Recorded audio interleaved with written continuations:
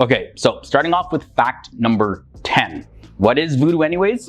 Well, it is a religion that's practiced in Haiti, and it's also a creolized religion forged by descendants of the Dahomey, Congo, Yoruba, and other African ethnic groups who had been enslaved and brought to colonial Saint-Domingue, which is now known as Haiti. It is thought to be a combination of various African, Catholic, and Native American traditions, and it's practiced around the world, but there is no accurate count of how many people practice voodoo.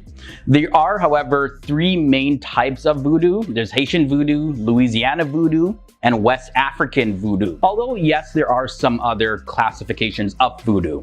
And when it comes to the specific word, well, that word means spirit or deity in the Fon language of the African kingdom of Dahomey, which is now known as the country of Benin. The fundamental principle in voodoo is that everything is spirit. Humans are spirits who inhabit the visible world. The unseen world is populated by the Loa, which means spirits. Also the Mystère, which is a mystery. It's also inhabited by the Invisible or the Invisibles, and the Zanj, known as the angels. These spirits can also be spirits of ancestors and those who recently passed away. For fact number 8, the primary goal and activity of voodoo is to servir Loa, serve the spirits. And this is done by offering prayers and performing various devotional rites that are directed at God and particular spirits in return for health, protection, and other favors and blessings. Spirit possession also plays a very important role in the Afro-Haitian voodoo. This is a popular belief also shared in the Abrahamic religions and other religions in different parts of the world. During these religious rites, believers sometimes enter a trance-like state in which the person may eat and drink and perform different dances, and also give supernaturally inspired advice to other people and perform different medical cures and other physical acts. Now, these acts are based on the manifested presence of the Loa within the person who is possessed. Now, contrary to what many people believe, according to the voodoo tradition, there is one supreme god who is known by different names in different parts of the world. In Haiti, for example, God is referred to as Bon Dieu, and this comes from the French bon Dieu, meaning good God. But regardless of which name people use for God, the primary God is immensely powerful and beyond the reach of ordinary followers.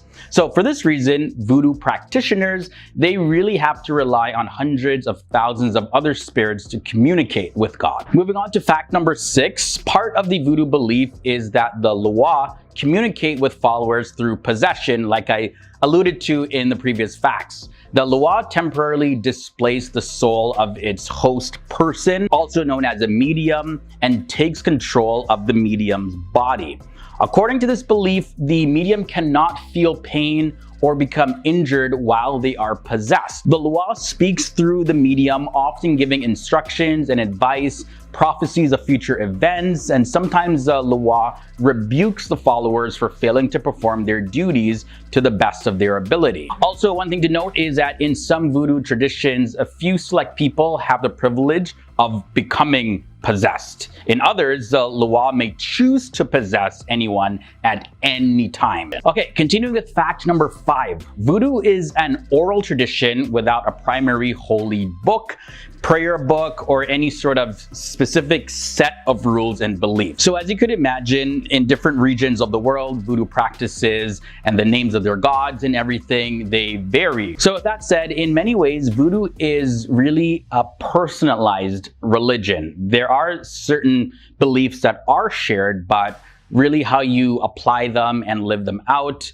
can be very personalized. Followers have direct experience with spirits and Loa, and these experiences can be dramatically different from place to place and person to person as well. Now, I couldn't do a video about voodoo without speaking about the famous voodoo doll. I'm sure all of us have heard about this before, seen it in films, movies, maybe even know somebody that has one. People who practice the voodoo religion in Haiti do use dolls as part of a tradition brought with them from West Africa, incorporating small effigies known as a fetish or bokyo for rituals. And as history goes, when these people were forced to the New World as slaves, they brought their doll tradition with them. Some of the Africans then merged their traditional tribal religion with Roman Catholicism, and from there, the voodoo religion came to be. The rituals in West Africa or in Haiti involving dolls have nothing to do with inflicting harm on individuals, but instead, they're meant to actually heal people. When stuck to the trees upside down, they're intended to make their creator stop caring for someone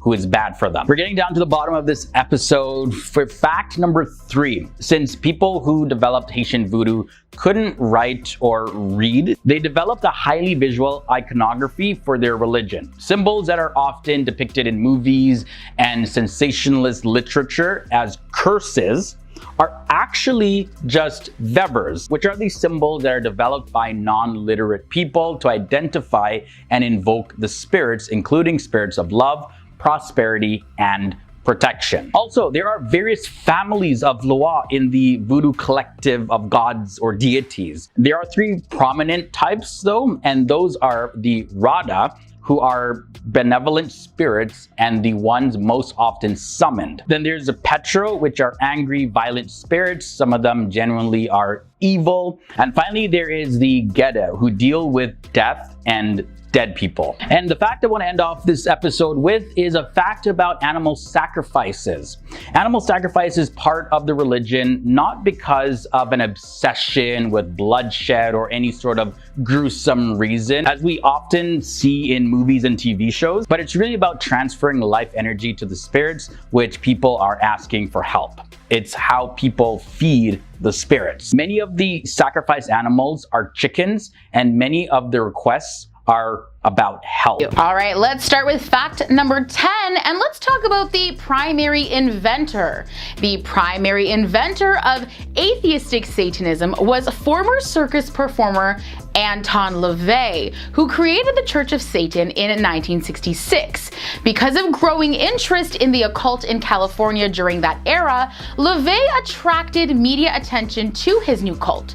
Among those to join his church were the actress Jane Mansfield, entertainer Sammy Davis Jr., and hairstylist and Manson family murder victim Jay Sebring. In 1969, LaVey published the Satanic Bible, a quasi-scripture that outlined his religious beliefs. All right, let's talk about modern Satanism. Modern Satanism refers to the religious, philosophical, and ideological movements that self-identify using the term Satan or Satanism and associate themselves with Satan, whether as a metaphor, a dark force, or an individual entity.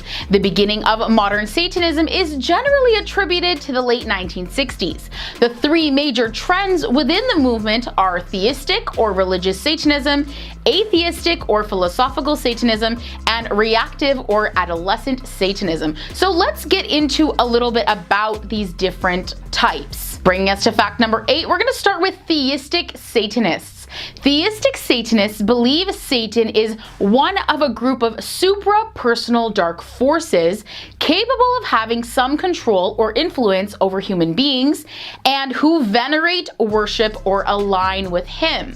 A prime example is the Order of Nine Angels, an occult group created in the 1960s in the UK, whose members strive to become one with Satan and other dark forces and seek to create new, more highly evolved individuals. Even within occultism, theistic Satanists are extremely rare. Researchers estimate their global numbers to be in the low thousands. So that's a bit reassuring. Moving on to atheistic Satanism.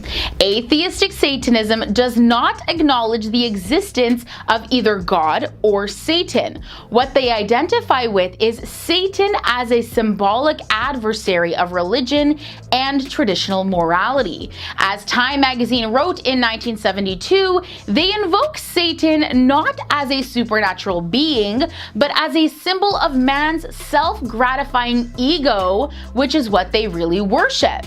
The Church of Satan explains their view by saying, "We see the universe as being indifferent to us, and so all morals and values are subjective human constructions.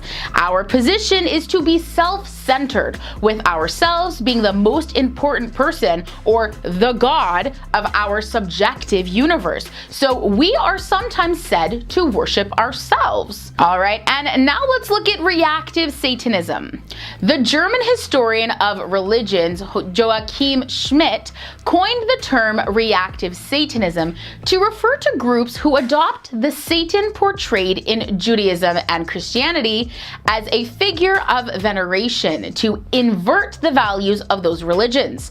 As Catherine Bayer explains, Satan is still an evil god as defined in Christianity, but one to be worshipped rather than shunned and feared. These types of Satanists often adopt the self-identification of Satanism as an act of adolescent rebellion against parents or society. Did you know there is a Satanic Bible? The Satanic Bible is a collection of essays, observations, and rituals published by Anton LaVey in 1969. It is the central religious text of LaVeyan Satanism and is considered the foundation of its philosophy and dogma. It has been described as the most important document to influence contemporary Satanism. Though the Satanic Bible is not considered to be sacred scripture in the same way that the Christian Bible is to Christianity, LaVeyan Satanists regard it as an authoritative text, as it is a contemporary text that has attained for them scriptural status. It extols the virtues of exploring one's own nature and instincts. Believers have been described as atheistic Satanists because they believe that God and Satan are not external entities, but rather projections of an individual's own personality, benevolent and stabilizing forces in their life. There have been 30 printings of the Satanic Bible, selling over 1 million copies. That's quite surprising. I found it interesting to see that, like many other Bibles, there are also different books in the Satanic Bible. The Satanic Bible is composed of 4 books. The Book of Satan challenges the 10 Commandments and the Golden Rule and promotes Epicureanism. The Book of Lucifer holds most of the philosophy in the Satanic Bible, with 12 chapters discussing topics such as indulgence, love, hate, and sex. LaVey also uses the book to dispel rumors surrounding the religion. In the Book of Belial, LaVey details rituals and magic. He discusses the required mindset and focus for performing a ritual and provides instructions for 3 rituals: those for intimate relations, those for compassion, and for destruction. Then we have the Book of Leviathan, which provides 4 invocations for Satan, lust, compassion, and destruction. All right, let's talk about God and Satan in the Satanic Bible.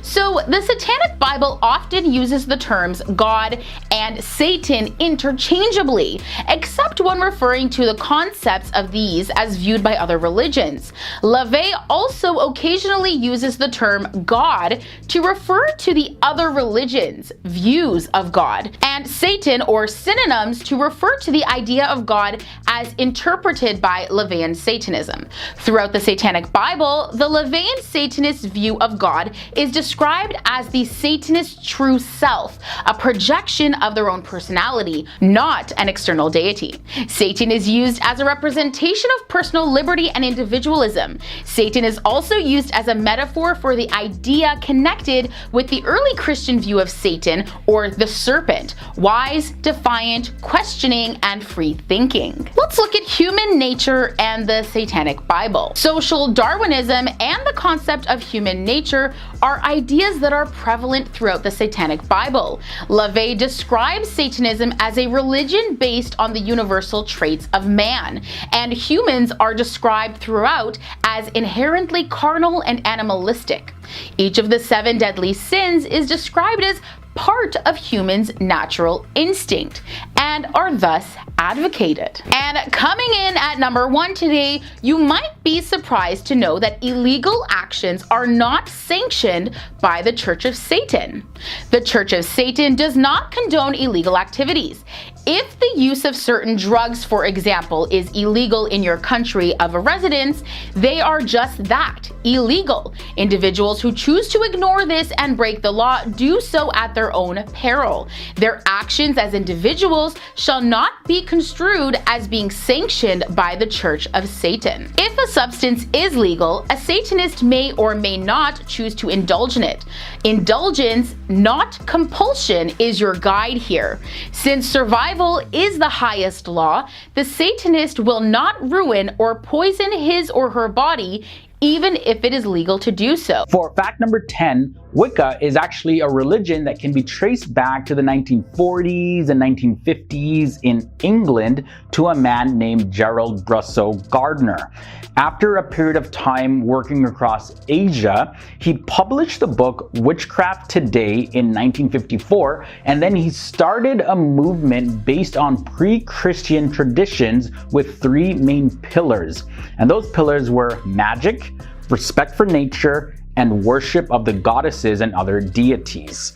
The word Wicca can be traced back to the year 1970 to 1975 with roots on its Old English term meaning male sorcerer. Now, the Old English term Wicca is also the origin of the word witch. Now, one very important thing to note is that paganism, Wicca, and witchcraft aren't interchangeable terms as mainstream media sometimes tends to lead people to believe. Wicca and all of the subsets are pagan, but not all pagans are Wiccan. Many pagans, including Wiccans, choose to practice witchcraft, but not all of them do so. So one may choose to look at witchcraft as a tool as opposed to a religious ritual or religious practice. Now, another important aspect of Wiccan beliefs is the set of 4 or 5 elements of nature. Some hold to the earlier Greek conception of the classical elements, air, fire, water, earth, while others recognize 5 elements in total: air, fire, water, earth, and spirit, also known as Akasha. Some see the points of the pentagram symbol as representing the 5 elements. We'll be talking more about the pentagram a bit later on in this episode, so stay tuned for that. The elements are commonly invoked at the beginning of rituals or used in their physical forms to symbolically purify the ritual circle. Each element has associated symbols, rituals, and meanings assigned to them as well. This next one was pretty interesting. Making sure that words rhyme in a spell is actually pretty important. The philosophy of this comes from the Wiccan Rede, which is a statement of Wiccan beliefs, which says this, and I quote, "To bind the spell every time, let the spell be spake in rhyme." It is also encouraged for a witch to write their own original rhyming spells, just so that they can personalize it for exactly what they are seeking to do. The next fact involves karma and the afterlife. For many Wiccans, the idea of karma and the afterlife is a valid one, although the Neo-Wiccan view of karma is very different from the traditional Eastern view. And the belief is that what we do in this lifetime will be revisited on us in the next life. Part of the idea of a cosmic payback system is also shared in the law of threefold return, or the rule of 3 in Wicca. But generally speaking, Wicca does not embrace the concept of sin, heaven, or hell. For fact number 5, let's take a look at harm none. This is a common theme in many Wiccan traditions. While there are a few different interpretations of what actually constitutes harm, most Wiccans will follow the concept that no harm should intentionally be done to another individual. Now, within the witchcraft revival movement, the largest subset is Wicca. Back in the year 2008, the American Religious Identification Survey estimated that in the United States alone, there were about 600,000 neo-pagans, with about half of them identifying as Wiccan. Now, there are some estimates that conclude that in the year 2017, there were more than 3 million practicing Wiccans. The United States government first officially recognized Wicca as a religion in the year 1985, though, and that was when the appeals court ruled this, and I quote, "The Church of Wicca occupies a place in the lives of its members, parallel to that of more conventional religions. Consequently, its doctrine must be considered a religion. Next up, at fact number 3, something very controversial to outsiders is that Wiccans call themselves witches. This is a term which most Westerners identify with Satanism. As a result, Wiccans, they're continually denying any connection with Satan or devil worship. There's no connection, and there actually never was a connection. Wicca, like I mentioned earlier, is actually based on traditions, rituals, and beliefs that existed even long before Christianity and what many people today understand as the concept of hell and Satan. Okay, next up, blood and other bodily fluids. Well, these things are actually viewed as powerful bonding agents. Not only does adding blood to a potion make the witch more connected to its power, but it also helps protect the witch from any harm. Generally though, only a few drops are used, and it either comes from the witch who is making the potion themselves or a friend who has volunteered. And the final fact we're going to end off on is, far from summoning satanic forces and demons and all that stuff, the pentagram has actually a positive spiritual significance for Wiccans. Each point of the star represents the 5 elements: earth, air, fire, water, and spirit. Also, a pentagram can be and is often used as a pentacle, but not all pentacles contain pentagrams. Yeah, this is a very important distinction to know. The 5-pointed star, which is a pentagram, is a religious symbol used by pagans in various other religions, and the pentacle, on the other hand, simply means a pentagram or other symbol enclosed in a circle. Both the pentagram and the pentacle are 2 of the most powerful symbols in the world of Wicca and witchcraft. So that's why you see them used a lot, and there's generally some misunderstandings of what a pentagram is and what a pentacle is, and sometimes they're used interchangeably, but that's not necessarily the case. Start off by talking a little bit about what paganism is. The term pagan comes from the Latin paganus, which refers to those who lived in the country. When Christianity began to grow in the Roman Empire cities, people who lived in the country continued to believe in the old ways. As a result, they came to be known as pagans. Today, paganism describes a group of contemporary religions based on a reverence for nature. These faiths draw on the traditional religions of indigenous peoples throughout the world. Pagans believe in the organic vitality and spirituality of the natural world. Due to persecution and misrepresentation, it's really important to know that pagans are not deviants in their intimate relations. They do not worship the devil, they are not evil, and they do not practice black magic. Their practices also do not involve harming people or animals. Now, let's look a little bit at contemporary paganism. Contemporary paganism is the restoration of indigenous religion, especially that of ancient Europe.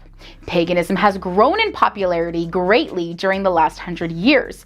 The growth coincides with a decline in Christianity in Europe and the increase in knowledge of past and distant cultures. Now, what are the connections with nature? Pagans are deeply aware of the natural world and see the power of the divine in the ongoing cycle of life and the end of life. Most pagans are eco-friendly, seeking to live in a way that minimizes harm to the natural environment. Pagans do not believe that they are set above or apart from the rest of nature. They understand divinity to be woven through every aspect of the living earth. Thus, pagan worship is mainly concerned with connection to and the honoring of immanent divinity. Talking about divinity, let's look at concepts of the divine. Pagans worship the divine in many different forms.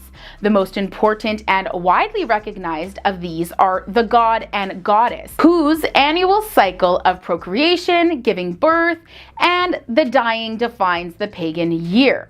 Paganism strongly emphasizes equality of both sexes. Women play a prominent role in the modern pagan movement, and goddess worship features most pagan ceremonies. Let's move into about pagan theology. Paganism is not based on doctrine or liturgy, and there are no buildings designated for worship. Instead, pagans believe ceremonies are best outdoors. The aim of pagan rituals are to make contact with the divine in the world that surrounds them. Monotheism is almost universally rejected within paganism, and most pagan traditions are particularly interested in the revival of ancient polytheist religious traditions, including the Norse or Northern European and Celtic Britain traditions. Now, let's explore a little bit of the pagan holy days. The pagan seasonal cycle is often called the Wheel of the Year.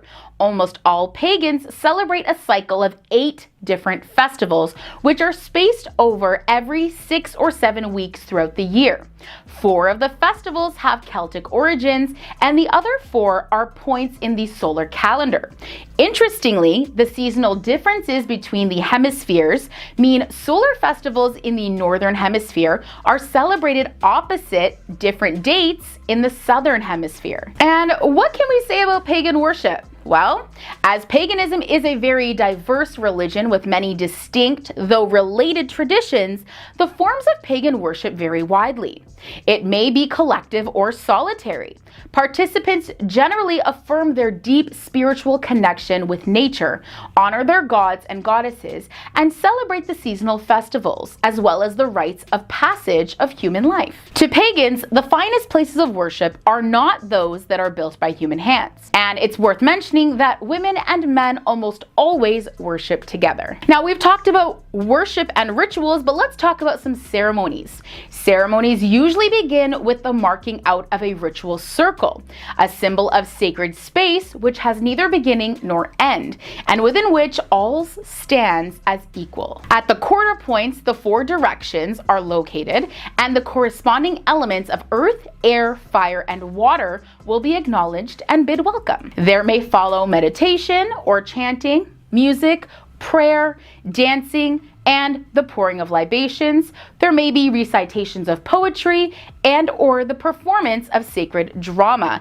and of course the sharing of food and drink. Lastly, the circle will be formally unmade. The directions, elements, and all the forms of divinity that have been called upon are thanked as the rite ends. The rituals are akin to a symbolic language of communication between the human and the divine. And making it all the way down to number 1, let's talk a little bit about pagan weddings. Pagan wedding ceremonies are called hand fastings and mark the coming together of 2 people who commit themselves to one another in a formal, loving, and equal sexual partnership. Accordingly, a couple will swear agreed upon vows to each other before their gods and goddesses during a hand fasting. The couple's right hands will be bound together, hence the title of hand fasting. They will swear the oaths that will define their relationship, and then their hands will be unbound in token that they remain together of their own free will. Now, interestingly, a couple may choose to hand fast or commit to each other for the traditional period of a year and a day. And it is common for some pagans in long-term relationships to renew their vows after each year and a day has passed, so that neither comes to take the other partner for granted. Others vow to hand fast for life, while a few, in accordance with pagan beliefs in reincarnation, vow to hand fast for all their future lives as well.